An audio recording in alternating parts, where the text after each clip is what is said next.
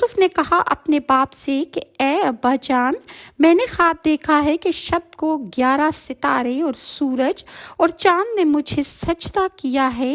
یعقوب کو جب یہ بات معلوم ہوئی کہ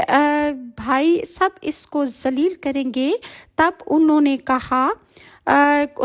یعقوب نے، اے میرے بیٹے، یہ خواب اپنے بھائیوں سے مت بیان کرنا، کیونکہ اس خواب کو سن کر وہ سب تیرے ساتھ فریب بنائیں گے، اور شیطان انسان کا کھلا دشمن ہے۔ یعنی آپ نے فرمایا کہ اس خواب کی تعبیر سنتے ہی وہ سمجھ لیں گے کہ سب تیرے محتاج ہو جائیں گے، اور شیطان لعین ان کے دلوں میں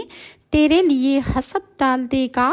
اور حضرت یعقوب نے اس خواب کی تعبیر حضرت یوسف کو بتائی، جیسا کہ اللہ تعالیٰ نے قرآن پاک میں ارشاد فرمایا ہے،